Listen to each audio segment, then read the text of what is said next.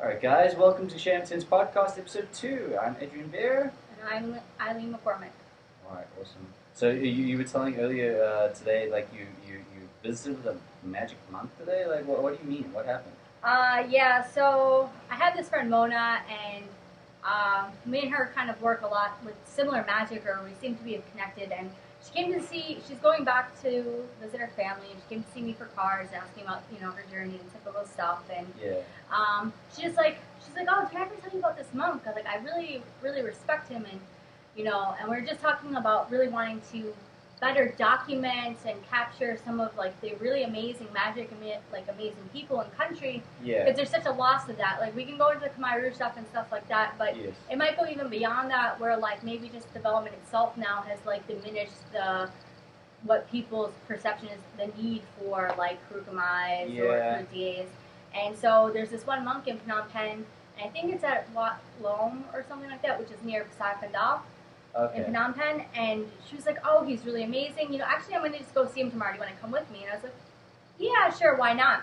And we go, and we get there at 9:30, and there's just a huge line waiting for him. We didn't we didn't see him until maybe 11:30, 12.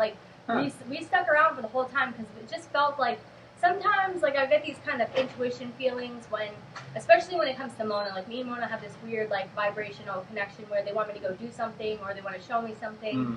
So when she invited me, it was felt yeah, I had to do this, and don't care about not going to the market or don't care what happens about that, just go. Yeah. And that's what I did. And then of course when you do that stuff, it just kind of comes back to you anyway. So I bet it was fine in the afternoon.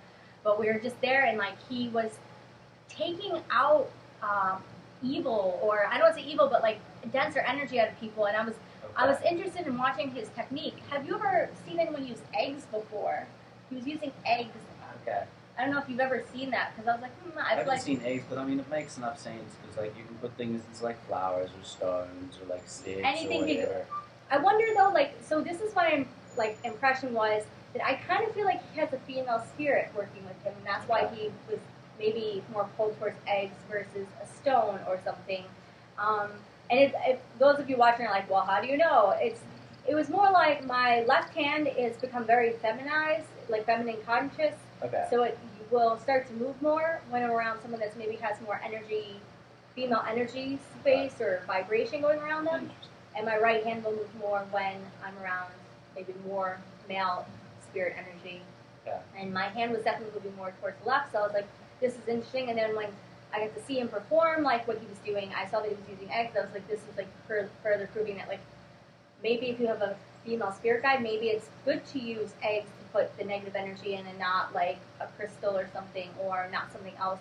Maybe it's good to feel that out a bit more. I never really thought about that. I know I've used flowers before, water, and crystals or rocks probably, but never eggs. So now I'm gonna probably maybe research that more and see what other cultures do that, or what other. Yeah, it's something about that living thing kind of stuff. Because if you can I don't know, I'm just thinking in my head now. It could be whatever energy is being pulled out, and it's symbolic of transferring it into a new life.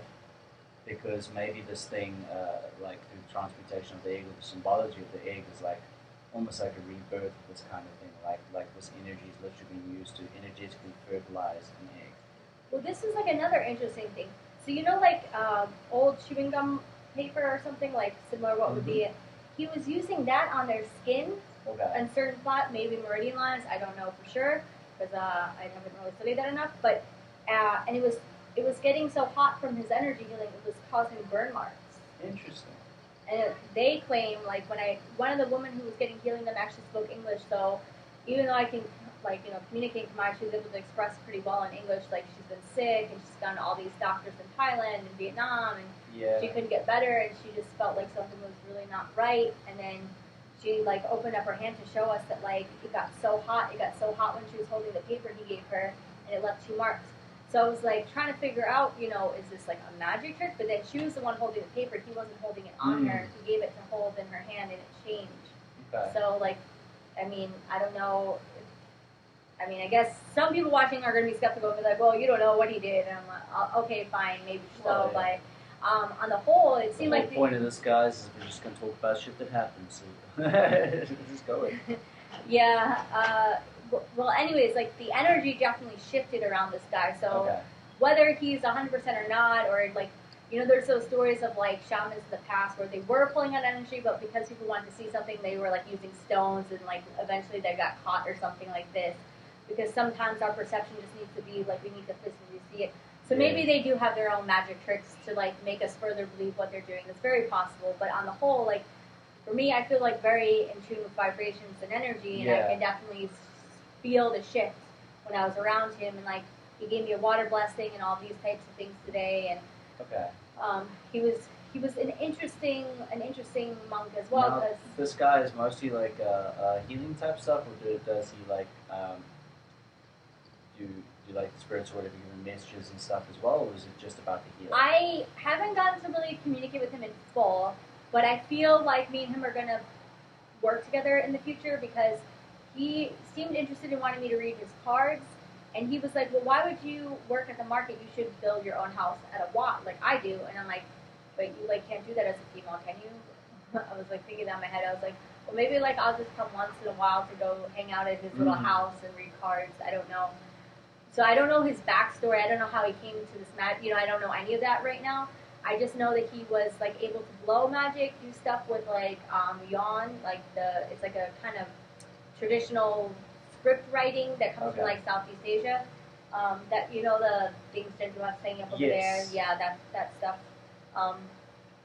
So he seemed like he had some interesting, and he had his own prayers. It was like, yes, he had some traditional Cambodian prayers or Sanskrit prayers, because like, no, I can't understand Sanskrit, but I've heard the same sort of prayers over and over again. Yeah, blessings you hear them a lot around here when you're in Cambodia, like the people, the monks walk around and they say prayers all the time. Or you walk past the temples and they're saying things all the time, so like you hear it a lot, and you're like, yeah, that's not Khmer, that's Sanskrit. No idea what it means. No idea. Yeah, but it's like I can pick up on like the words within it, and like he definitely had his own whatever he was given. I don't know, like I said, there was so many people around too, and like all I can sense is he was like very happy to meet me and Mona, or that we came, because like usually people aren't going to understand him, so he was like able to kind of open himself up a bit and let like, well, just like anyone else, like I know a monk's supposed to be a certain way, especially I guess if you think of a Zen monk, but in Cambodia they're much more human-esque, which is good and bad in my opinion. Like they're walking the streets, you can interact with them, they're kind of part of the community, they make it vibrant, but then they're also like using cell phones and just as much maybe they can. I mean like here especially, it's like when you do get somebody who is like more legit, I want to say it's almost more rare, just because like I mean, if you guys don't know, like the monks actually, or the temples and stuff, they're actually taking a lot of like orphans and things and street kids, and these kids are literally raised to be monks, right? So if you just put in something like that, it's almost like your factory slotted into a role and processed, and then they're walking around just saying the prayers. They might not actually legitimately believe in what they're doing, but it's just the life that was sort of handed to them, if you know what I mean. So when we have people that actually believe what they're doing. Or like maybe, but like, I also don't know the statistics. I was asking Cambodians once about this, like how many choose to make it their profession and stay in after a long time, because culturally, it seems for both men and women, no one really wants their son or daughter to go in until much older. They want you to have a family first. So, I don't know. This guy was in his 30s, so I think he's more of a career monk because, like, he has these gifts, and I don't think he can maybe ignore them.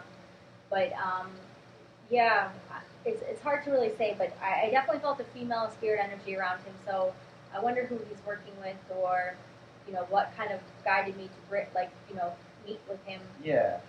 Or if I'm definitely curious, because it was interesting being around him, and like he was just opening up. He's very like friendly. It's almost like a laughing Buddha kind of. Oh, okay. He's like ha ha ha ha. Like there was like 3 older women, and they were like kind of sitting in the group with us, and they were like getting like kind of frustrated. I don't want to say frustrated, but like you can tell they thought, why would Mona want to take a picture of him doing this or what? Saying his prayers or something. Like she was documenting a lot of what was going on, and they couldn't conceptualize like, why would you want to do this?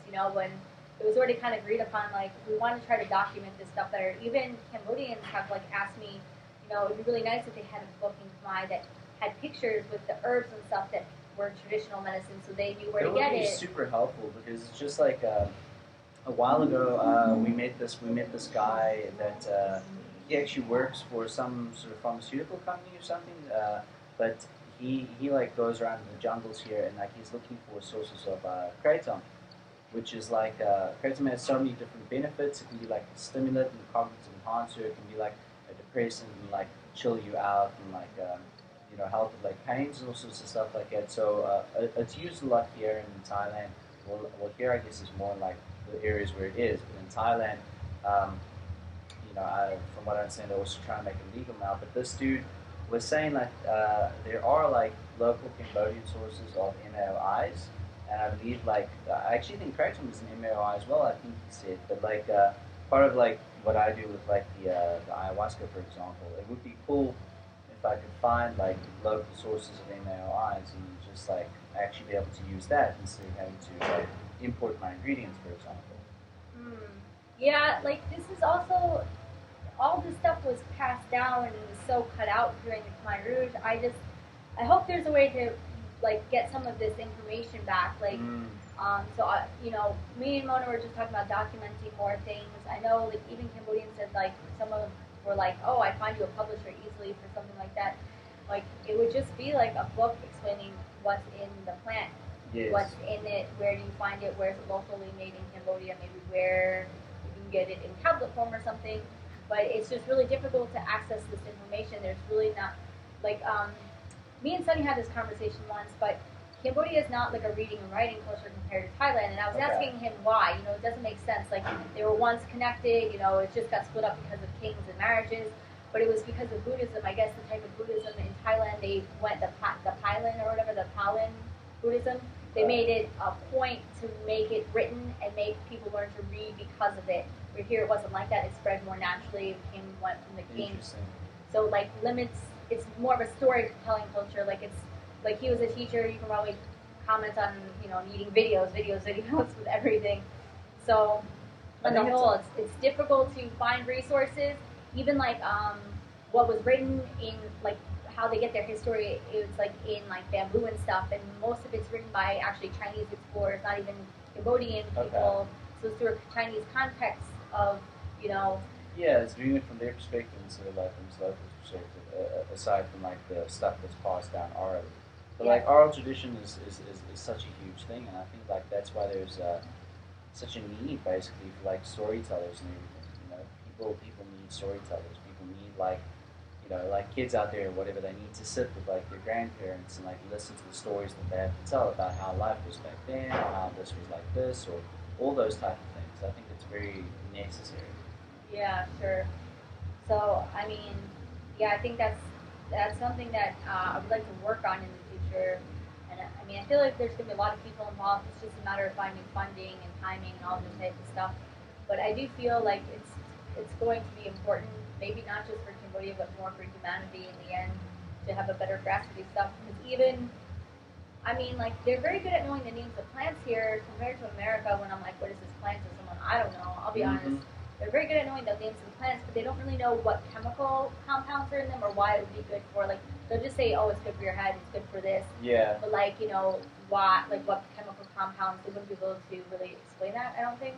So that's them before her, like, why is this good to smoke for your headaches and your just because it is.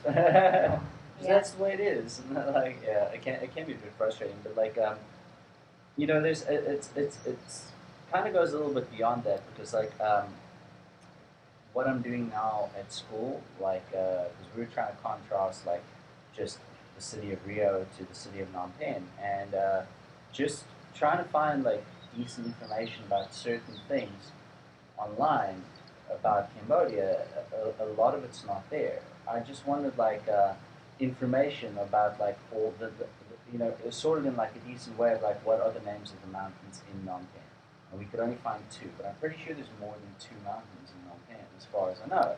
And like I could find the height of Wat Phnom, for example, but like in the research that I was looking for, like and even on Wikipedia, like I couldn't find this, like how tall is Udon Mountain. Yeah. So it's there's a lot of stuff that I guess hasn't been like aside from all the magic and spirituality. There's a lot of stuff that hasn't been just written down. And that's from like what I gather is it comes from a culture of not really reading and writing, but storytelling. Because I was, I don't know. I was like, well, why in Thailand do they read so much and write more? And you see people on the trains reading, and like, you just don't really see Cambodians reading all that much. And I was like, I asked around, and like, that was Sunny's explanation was it was just because of Buddhism. Buddhism was like a written form in Thailand, and then the king or like those in power enforced their people to learn how to read this way. And that's also why like. The way the kings worship there is different here, because they were able to tie it in, kind of like back in the day, when like God King sort of situation where like God made the king. Very similar in Thailand, but with a Buddhist context. Okay, yeah. That's pretty interesting. I think it's I don't know. It's kind of funny how like just observing things recently, like last year and this year, I would say like the majority of clients or people that have come to me for healing in the context of like ayahuasca healing have been predominantly men, right? But I would say in the context of energy healing, that's been pretty much women that have come to me. So and then like I know we had quite a large ceremony here. There were about 16 people or so, and even on that evening there was like a split in the energies. Like that was very strange. Yeah, I'm convinced it was my birthday present. I'm convinced that was my birthday present. It did get split, like legitimately split. Yeah, like all the women sort of went upstairs, aside from my friend, because he was like up and down the whole evening. He was like moving between the energies, I guess. And then like the men were sort of on the one floor. It was very very interesting. Which is kind of funny that it happens like that, because like most of, I would say, the spirits or the entities that I work with these days anyway are female. Yeah, it's interesting. I, like, for a really long time, I was just really curious what an all-female ayahuasca session would be like. But, like, he has to go through a lot of trouble to get the ingredients, like, find the customer. So I was never like, hey, Adrian, can we just try this out? But it was always in, like, the back of my head, like, I hope this happens one day, just so I can see, just so I can, like, experiment and see what the difference is. And it was, like, 2 weeks before my birthday, right? It was, like, 2 weeks, I think, before my birthday, that session.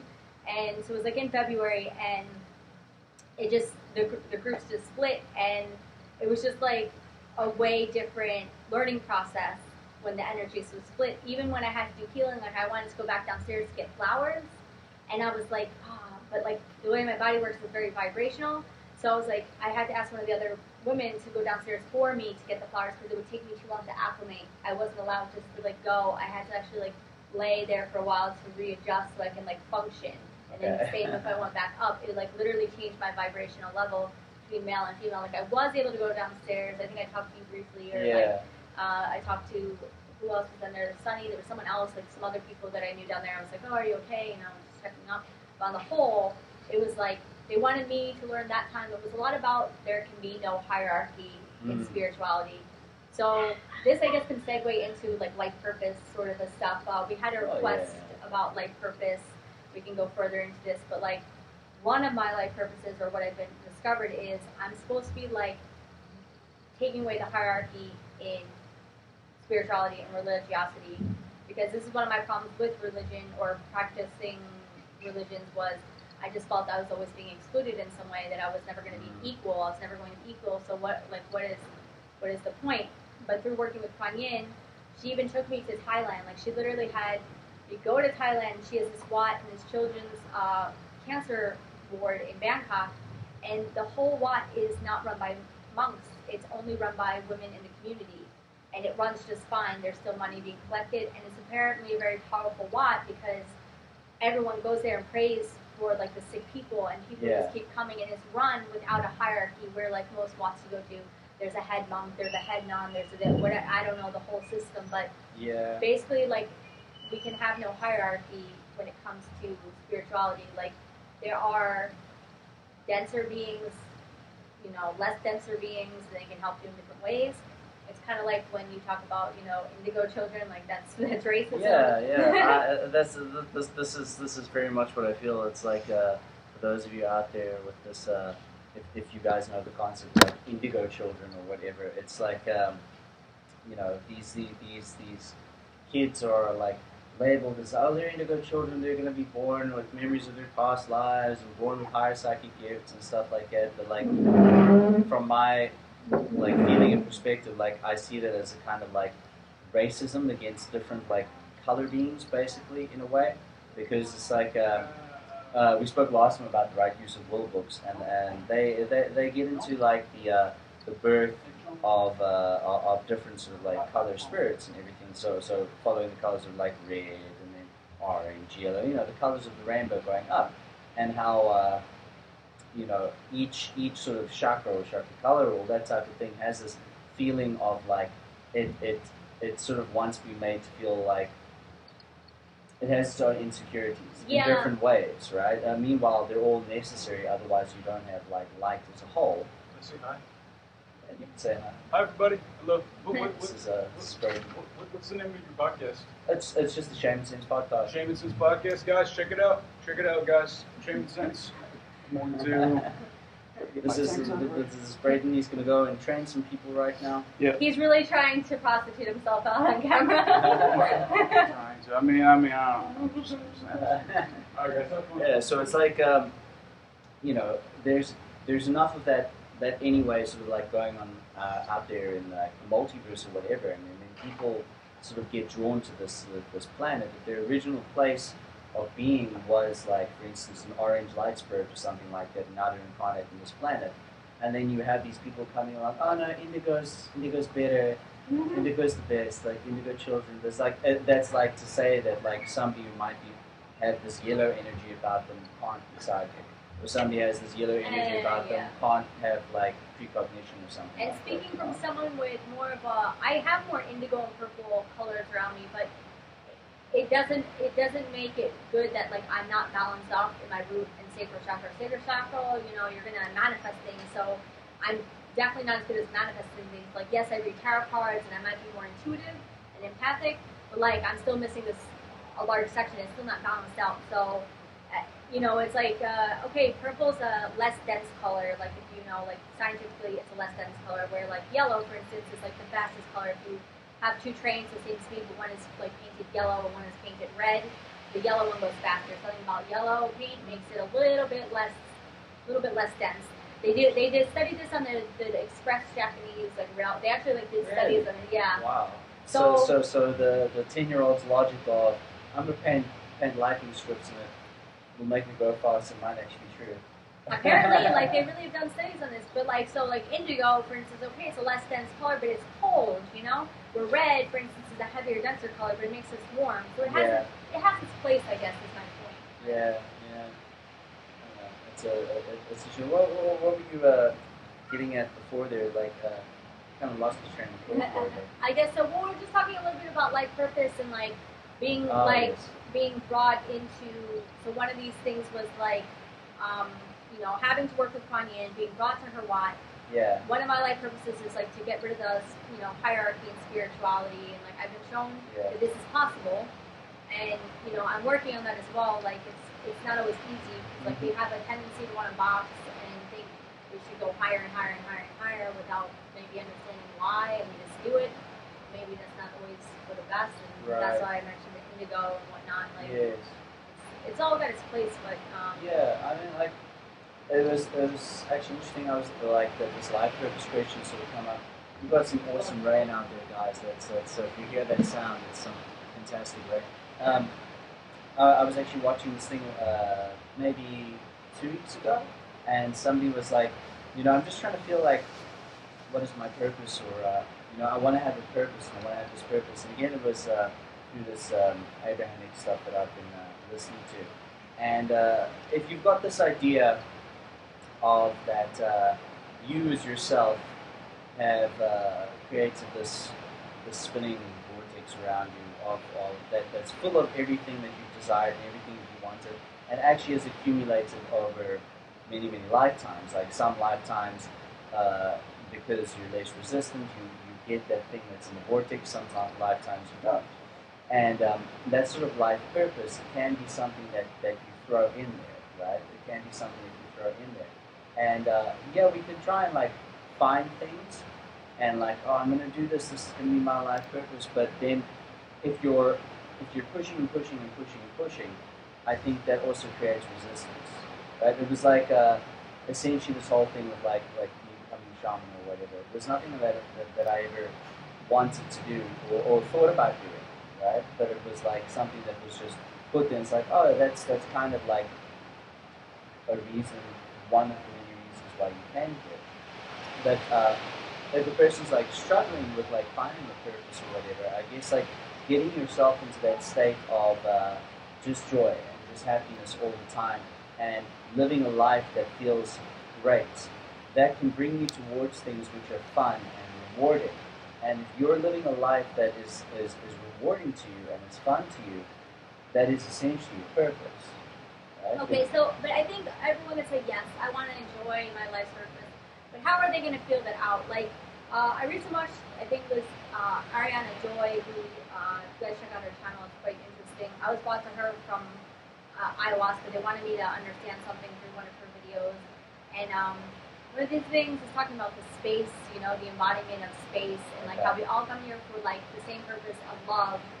Okay. But like, then we each have a different puzzle piece kind of that Yeah. to put together. But like, basically, like, you want to go towards loving intent is what you're saying. Mhm. But how do we feel that out? Like, how, you know, it's very difficult, I think, for some people to really feel out without, you know, without bypassing their feelings or bypassing themselves and This is the the thing. ego, I would say like the first thing that a person has to start doing is really like paying attention to how you feel in the moment, and like really getting in touch with like how you're actually feeling, right? Because like moment to moment how you're feeling, if you're feeling angry or depressed or whatever, some people like really want to shut that off, and like by denying that they're actually feeling this feeling, it just ends up creating like sickness and all sorts of other stuff like that. And then you have people that like just crack and flip out, and then all of this emotion has to come up in some way, and this is when you get these like murder suicides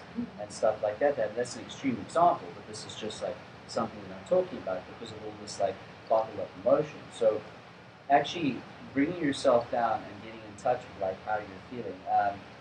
Christopher Witecki actually he's an astrologer that I've used for years. Really, really cool guy. But he gave me this little technique of like starting out with like your heart, basically. And starting out with your heart and what your heart wants and what your heart feels. And you actually end up putting your left hand on your heart, and you want to kind of bring your focus down from your mind like into your heart, and you begin asking questions, and then you get like feedback, like yes or no answers. Whereas if you don't have your hand there and it's just in your mind, and it's just your mind giving the answer. But you can do that with different sections of yourself as well. Like a lot of our feelings, as far as like chakras and stuff, it's more here. It's like in your second chakra and your third chakra. That's where. So if you want to feel like, how do I actually feel right now about this thing? Is it my mind's interpretation, or is a literal feeling that I'm feeling? And you can bring it down and ask yourself a question and go back and forth.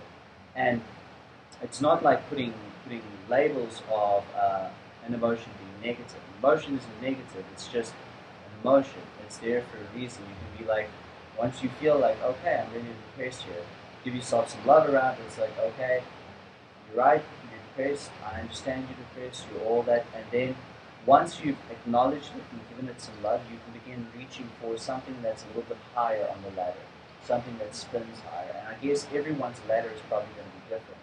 Like to one person, rage might spin higher than frustration. To other people, like it might be like rage and then anger and then frustration and then kind of like maybe like hopefulness. But other people's ladders might work differently. It's hard to know what someone's going to put as that vibration. Like your steps up the ladder is like every step of the way, even though you're moving from depression into rage, you should give yourself this acknowledgement of yes, this rage feels so much faster, it feels so much more alive, I feel so much better being angry and full of rage than I did being depressed. And then you reach for the next step, and reach for the next step. And once you're in the state of like being, like specifically negative to generally negative to like generally positive, then then once you're in that state, then you know, like, okay, I can feel now that this thought or thinking about this action is actually making me feel kind of weird here. Like I've been practicing this a lot these past weeks, and I literally start feeling like it's like a weird, I don't know, it's almost like a cramp, like a weird sort of ache, and it's like that feels like it's stubborn, like there's resistance there. So I'm rather gonna put my mind into something else that's very easy for me to feel that elation, that sort of joy feeling. And you keep yourself spinning in this long enough, and then you get led down this path of things that are bringing you more of this.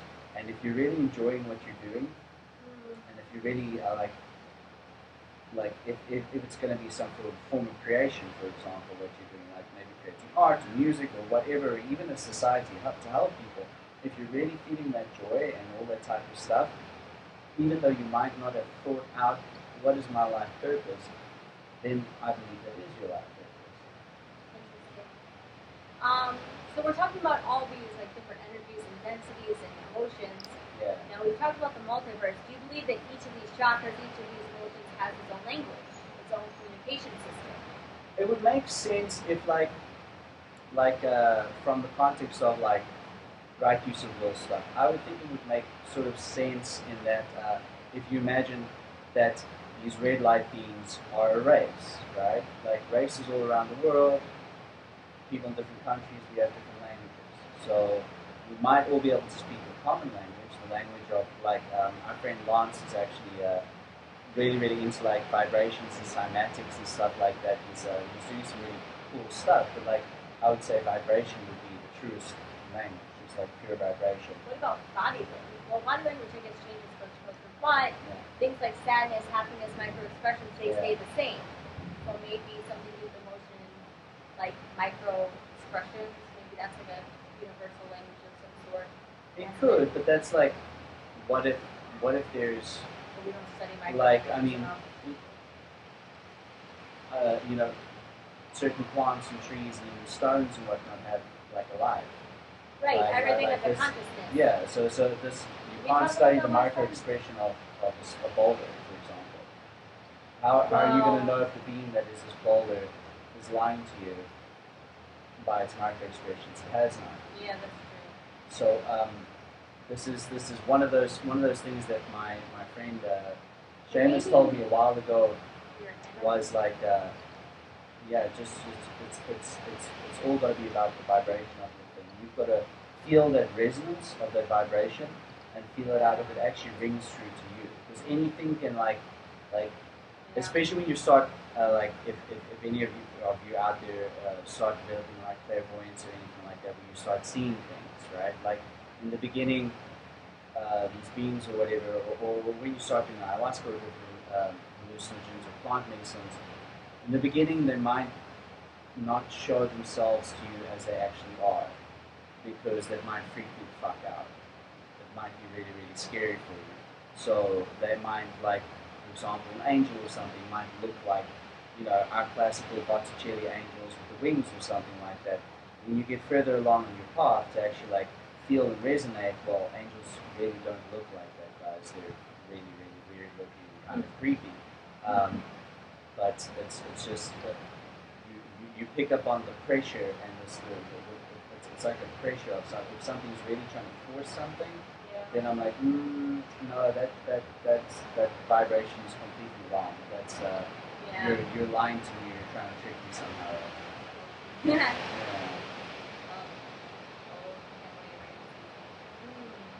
Yeah, vibrations are very important, and it's interesting how we've done studies, like other scientists studies with the vibration of the spider webs and all that type of stuff to see how it changes its formation. I just think languages, or maybe not language, but maybe communication.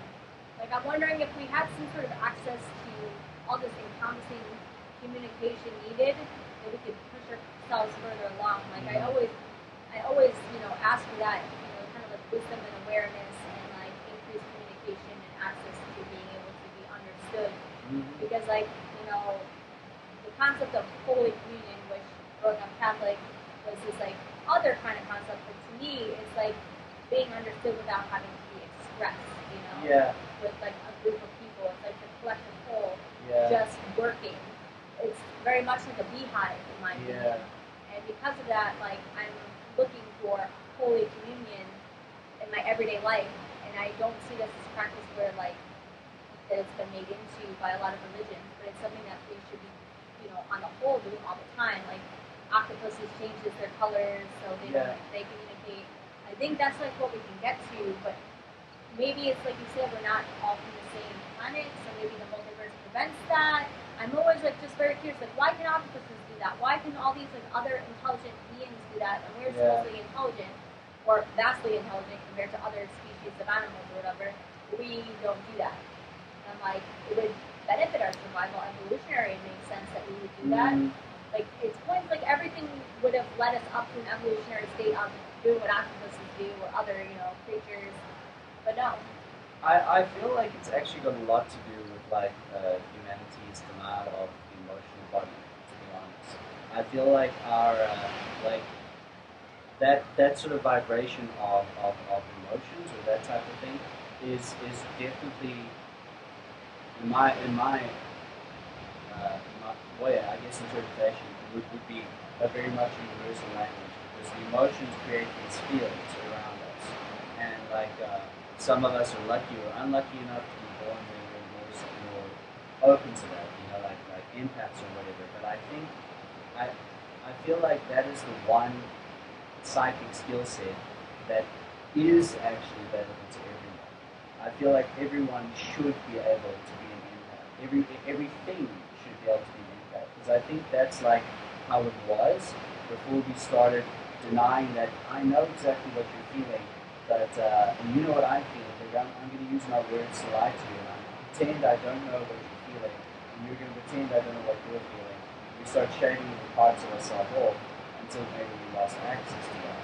I wonder why some people get turned on to magic, to their inner creator, like, you know, like, is it something that we sign a contract to in the beginning, like, you know, like, why were you turned on to what you were, and I was turned on to being the path? Like, I don't remember making that decision, it was just something that happened, but, I don't know, like, for me, like, I don't, like, part of this vibrational stuff, it came to me not because, like, oh, I decided when I was 7, I'm going to start working with vibrations in it or something.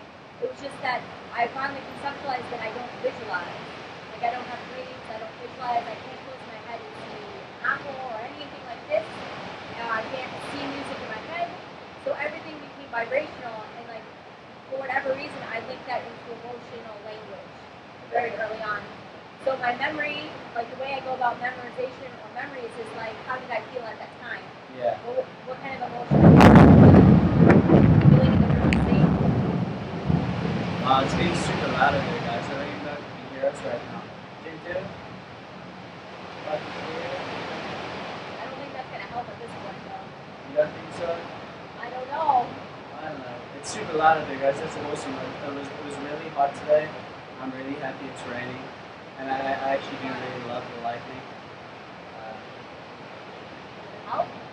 I think it helps a bit. Okay.